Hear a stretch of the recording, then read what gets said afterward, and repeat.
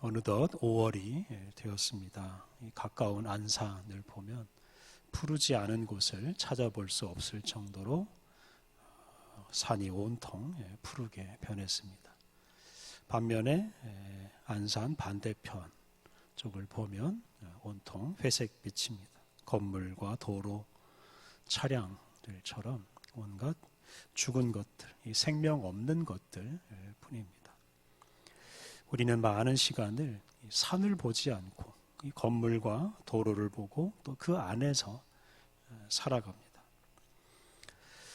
회색빛 도시에서 일어나는 일들을 우리가 더 많이 주목하며 삽니다. 용산이나 여의도처럼 이렇게 정치 지도자들이 있는 곳을 주목하면서 그곳에서 좋은 소식이 들려오기를 기다리며 살 때도 많습니다. 특히 요즘 같은 이런 경제 위기 시대에는 경제적인 난관을 헤쳐나갈 수 있는 좋은 소식을 기다리는 사람도 많습니다. 언론사의 기자들도 이 도시의 중심이 있는 대통령실이나 국회나 또 대기업 본사를 주목하고 그곳에서 좋은 소식들이 들려오기를 기대합니다. 반면에 이런 안산 같은 이런 자연에서 일어나는 일에는 크게 관심을 두지 않습니다.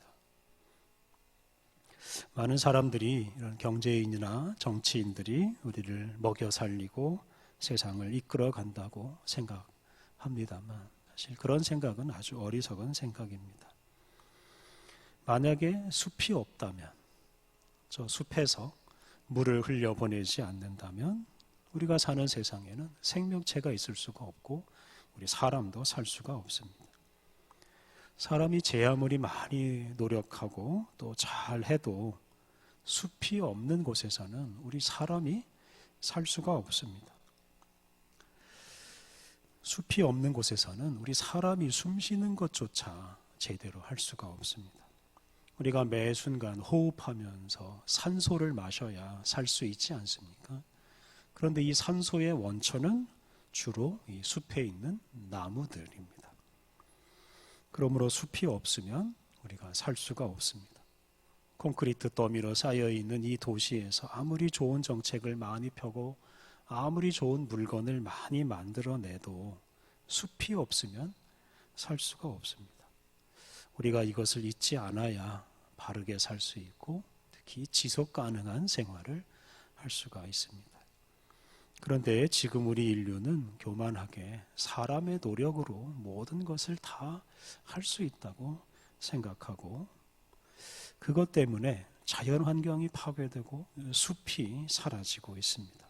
그리고 그것 때문에 우리 인류의 역사가 단절될 위기에 처해 있습니다. 오늘 본문을 읽으면서 우리를 진정으로 살게 하는 것, 또 우리 인생을 지속 가능하게 하는 것에 대해서 묵상해 보았습니다. 요즘 우리는 기쁨의 50일이라는 절기를 보내고 있습니다. 기쁨의 50일은 성령 강림절까지 계속됩니다. 성령 강림절이 5월 28일이기 때문에 이제 절반 25일이 지나가고 있습니다. 누가복음과 사도행전에 따르면 부활하신 예수님은 40일 동안 지상에 머무시면서 제자들을 만나셨습니다. 예수님은 당신이 죽은 줄로만 알고 도망치고 숨어있던 제자들을 일일이 찾아가셔서 그들을 만나시면서 그들에게 부활하신 당신의 몸을 보여주시고 또 그들에게 용기를 주셨습니다. 그렇게 40일을 지낸 후에 예수님이 승천하셨고 승천하신 지 10일 만에 다시 말하면 예수님이 부활하신 지 50일 만에 성령 하나님께서 강림하셔서 제자들에게 힘을 주시고 예수님께서 주신 사명을 이루면서 살게 하셨습니다. 그렇게 해서 교회가 탄생하고 복음이 온 세상에 전파되었습니다. 오늘 우리가 읽은 이 요한복음 말씀은 부활하신 예수님께서 승천하시기 전에 이 숨어있는 제자들을 만나시는 이야기입니다. 오늘 우리가 5번째로 요한복음을 묵상합니다. 그동안 생명을 주제로 이 요한복음을 묵상했습니다. 오늘 본문에도 이 생명이라는 단어가 나오는데요. 오늘 본문에서 예수님은 제자들에게 생명의 숨을 불어넣으셨습니다. 이 장면을 중심으로 오늘 본문을 묵상해 보았습니다. 먼저 오늘 본문 19절 말씀을 보면 이 부활하신 예수님을 만나기 전에 이 제자들의 모습, 상태를 우리가 알 수 있습니다.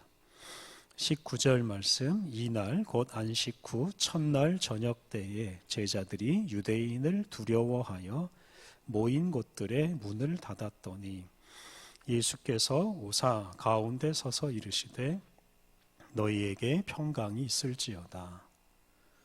안식 후 첫날 새벽에 예수님께서 부활하셨습니다. 그래서 이 안식 후 첫날 저녁은 예수님께서 부활하신 날 저녁입니다. 예수님이 부활하셨지만 제자들은 아직 그 부활하신 예수님을 만나지 못한 상태였습니다. 그들은 예수님을 죽인 유대인들이 자기들까지 죽일 것을 염려해서 방 안에 숨어 있었습니다. 그래서 이 제자들은 예수님께서 죽은 후에 그냥 방 안에 갇혀서 살고 있었습니다. 심지어는 예루살렘을 떠나서 자기 고향으로 시골로 내려간 사람들도 많았습니다. 이렇게 예수님을 따르던 제자들이 예수님이 십자가에서 죽은 이후에 제대로 자기 인생을 살지 못했습니다. 특히 예수님의 제자답게 살지 못했습니다. 그러니 이 사람들은 살아있기는 하지만 사실은 죽은 것이나 다름없는 인생을 살고 있었습니다. 힘차게 자기 인생을 살지 못하고 자기에게 주어진 사명을 수행하지 못하는 것은 참으로 슬픈 일입니다. 예수님께서는 당신의 제자들이 그렇게 사는 것을 긍휼히 여기시고 그들을 찾아가십니다. 그리고 그들에게 인사하십니다. 예수님께서 너희에게 평강이 있을지어다 라고 인사하셨습니다. 너희에게 평강이 있을지어다, 이 말을 간단하게 하면 샬롬입니다. 히브리어로 샬롬 이렇게 인사했는데 이 말은 우리말로는 안녕이라는 말과 같습니다. 이 당시 유대인들은 만나면 서로 샬롬이라는 말로 인사하면서 평화를 기원했습니다. 그래서 이 샬롬이라는 인사는 아주 일상적인 인사이지만 유대인들이 무서워서 평화를 잃어버리고 숨어 사는 이 제자들에게 이 샬롬이라는 인사는 아주 특별한 인사였습니다. 예수님은 샬롬이라는 이 인사로 제자들에게 평화를 주시면서 제자들의 마음에 있는 두려움을 몰아내셨습니다. 그리고 예수님께서 또 한 가지 일을 하시는데요. 20절을 보면 예수님께서 부활하신 당신의 몸을 보여주십니다. 당신의 손과 옆구리를 이제 보여주시는데요. 예수님이 십자가에 달리실 때 이 군인들이 예수님의 손에 못을 박았습니다. 그 손에 그래서 못자국이 남아 있고요. 예수님이 십자가에 달리셨을 때 군인들이 창으로 예수님의 옆구리를 찔렀고 그 옆구리에서 피가 흘러 나왔습니다. 그래서 그 예수님의 옆구리에는 창자국이 있습니다. 그래서 예수님은 손에 있는 못자국, 옆구리에 있는 창자국을 제자들에게 보여주시면서 당신이 십자가에서 죽은 예수님이고 또한 부활했다 하는 것을 제자들로 하여금 확인하게 하셨습니다.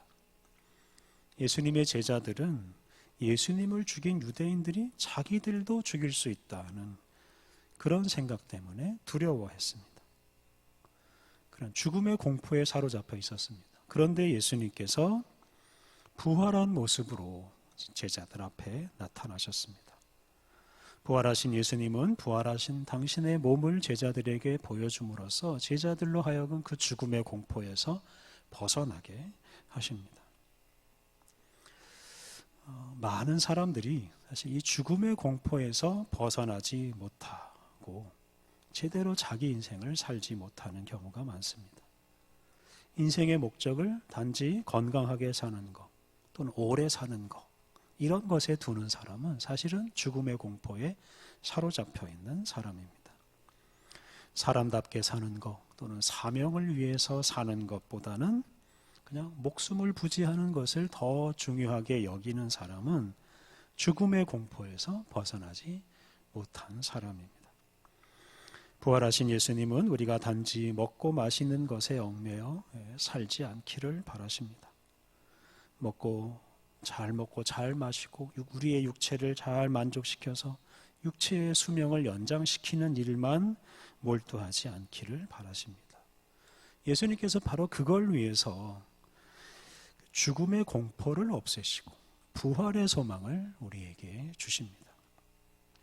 21절 뒷부분을 보면 예수님께서 제자들을 세상으로 보내신다는 말씀을 하십니다. 아버지께서 나를 보내신 것 같이 나도 너희를 보내노라. 예수님은 제자들 안에 있는 그 의심과 두려움, 죽음의 공포를 다 물리치시고 그들을 세상으로 보내십니다. 문을 걸어 잠그고 방 안에 갇혀 살던 이 사람들을 세상으로 보내십니다. 아버지 하나님께서 당신의 아들 예수 그리스도를 세상에 보내셨고 세상에 오신 예수님은 그 하나님께서 주시는 평화를 누리면서 죽음의 공포도 물리치시고 십자가에 죽기까지 복종하셨습니다. 예수님은 당신의 제자들도 당신처럼 그들을 미워하고 죽이려고 하는 사람들을 두려워하지 않고 평화를 누리면서 세상에서 하나님의 예수 그리스도의 복음을 전파하게 하셨습니다. 이것이 바로 부활하신 예수님께서 제자들을 만나주시고 그들에게 평화를 주시고 그들에게 부활하신 당신의 몸을 보여주신 목적이라고 할 수 있습니다. 앞서 묵상한 대로 예수님은 제자들에게 평화라고 인사하심으로 제자들의 두려움을 물리쳐 주셨고 또 부활하신 당신의 몸을 보여주심으로 제자들에게서 죽음의 공포를 물리치게 하셨습니다. 그리고 예수님께서 한 가지 더 특별한 일을 하시는데요. 그것은 22절에 나옵니다. 22절 이 말씀을 하시고 그들을 향하사 숨을 내쉬며 이르시되 성령을 받으라. 예수님께서 제자들을 향해서 숨을 내쉬면서 성령을 받으라고 말씀하셨습니다. 창세기 2장 7절을 보면 하나님께서 흙으로 사람을 빚으신 다음에 그 사람의 코에 생기를 불어 넣으셨습니다. 이것은 그 흙으로 빚어진 사람에게 생명을 불어 넣는 행위입니다. 그런데 하나님께서 우리 사람에게 불어 넣으신 생기는 곧 성령 하나님이라고 할 수 있습니다. 그래서 흙으로 빚어진 사람에게 하나님께서 성령 하나님을 보내셨고 그 후에 그 사람이 성령 하나님으로 인해서 살아 움직이게 되었습니다. 다시 말하면 성령 하나님께서 그 사람을 살아 움직이게 하신 겁니다. 그래서 예수님께서 지금 여기서 숨을 내쉬는 이런 행위는 바로 우리 사람에게 생명을 주시는 성령 하나님을 보내시는 파송하는 행위라고 할 수 있습니다. 그래서 예수님은 숨을 내쉬면서 성령을 받으라라고 말씀하신 겁니다. 예수님은 성령님을 통해서 당신 안에 있는 그 부활 생명을 제자들에게 불어넣어 주셨습니다. 그리고 죽음의 공포를 물리치게 하십니다. 우리는 여기서 인공호흡을 생각해 볼 수 있습니다. 재난을 당해서 숨이 멎은 사람의 코와 입에다 숨을 불어넣는 게 인공호흡 아니겠습니까? 그런데 그런 인공호흡을 하다 보면 그 사람이 다시 숨을 쉬고 살아나는 경우가 있습니다. 이와 마찬가지로 예수님은 죽은 사람이나 다를 바 없는 그 당신의 제자들, 죽음의 공포에 사로잡혀서 아무것도 하지 못하는 그 제자들에게 인공호흡을 하셨다, 이렇게 설명할 수도 있습니다.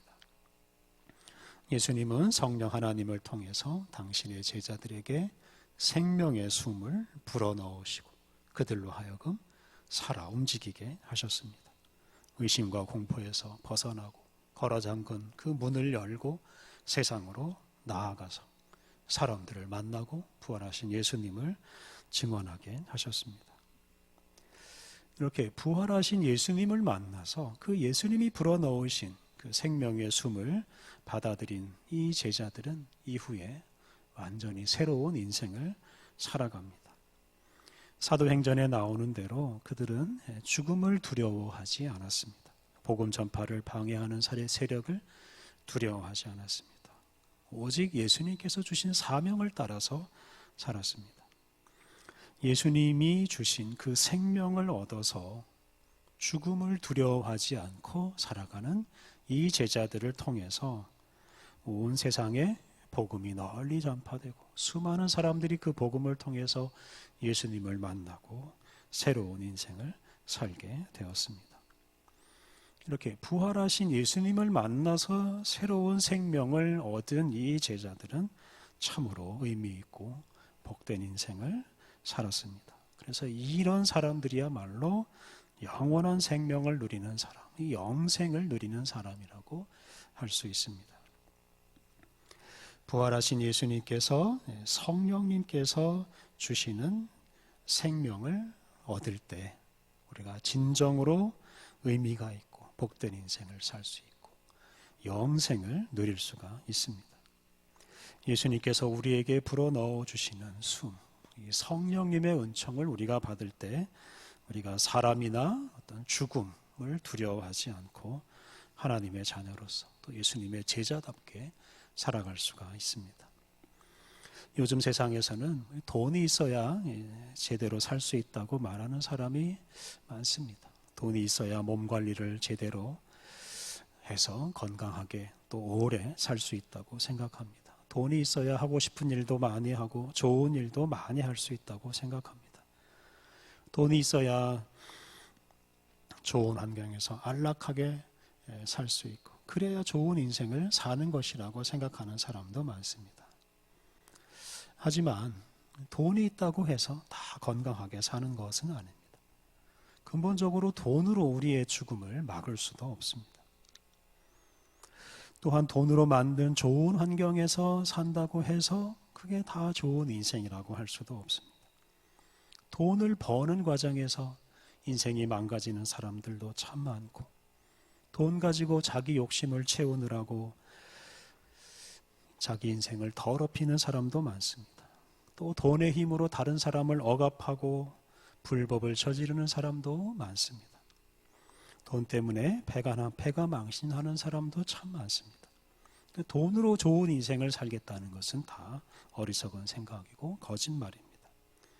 특히 현대 우리 사회에서 이 돈의 힘으로 안락한 생활을 하려고 하는 사람들이 너무 많습니다. 그리고 그것 때문에 우리 지구 환경은 나날이 나빠지고 있습니다. 그래서 부유하고 화려하게 살려고 하는 사람들, 그 사람들이 지금 우리 인류와 이 세상을 망치고 있습니다. 그러므로 돈의 힘으로 좋은 인생을 살려고 하는 사람들은 결국은 자기 자신을 망치고 이 세상을 다 망하게 할 뿐입니다. 오늘 본문은 좋은 인생을 살려고 하는 사람은 예수님이 주신 그 생명을 얻어야 한다라고 우리에게 말씀하십니다. 오늘 읽은 본문 중 마지막에 있는 31절 말씀을 보면 요한복음을 기록한 분이 이 책을 기록한 목적에 대해서 말합니다.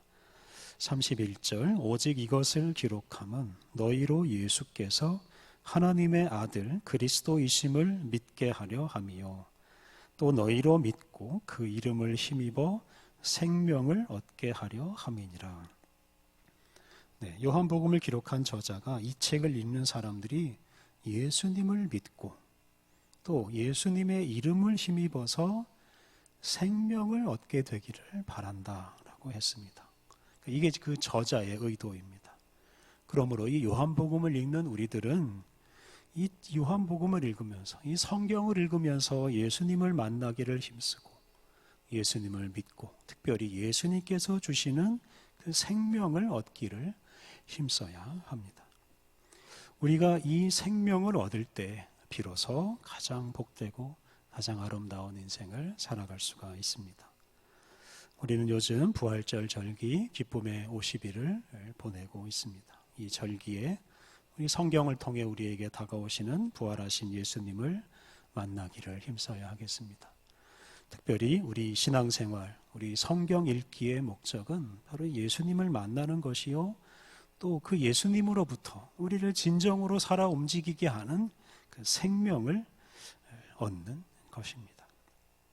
우리가 그 생명을 얻을 때 가장 복되고 아름다운 인생을 살 것입니다. 예수님께서 주시는 그 생명을 가장 귀하고 소중한 것으로 여기고 감사하는 마음으로 우리가 그 생명을 받아서 진정으로 의미 있고 복된 인생, 또 사람을 살리고 이 세상을 살리는 위대한 인생을 살아가야 하겠습니다. 우리 함께 기도하겠습니다. 하나님, 부활하신 예수님을 통해 우리에게 평화와 영원한 생명을 주시니 감사합니다. 하나님, 우리가 두려움에 사로잡히지 않게 하옵소서. 죽음의 공포에 사로잡혀 우리의 인생을 망치지 않게 하옵소서. 하나님, 우리가 단지 육체적으로 안락한 삶을 추구하지 않게 하옵소서. 건강과 장수를 추구하지 않고 부활하신 예수님께서 주시는 생명을 더 귀한 것으로 여기고 또한 그것을 얻어서 두려움과 죽음의 공포를 다 몰아내고 예수님께서 주시는 사명을 따라 살게 하옵소서. 물질적인 욕망에 사로잡혀 돈으로 그것을 이루고자 하는 삶이 우리 자신과 온 세상을 죽음으로 몰아가고 있사오니 하나님, 우리가 이것을 깨닫고 회개하게 하옵소서. 우리가 오직 예수님께서 주시는 생명을 얻어서 예수님이 주시는 힘으로 또 예수님의 말씀을 따라서 진정으로 의미 있는 인생을 살아가게 하옵소서. 우리 자신과 온 세상을 살리는 거룩한 인생을 살게 하옵소서. 예수님의 이름으로 기도드립니다. 아멘.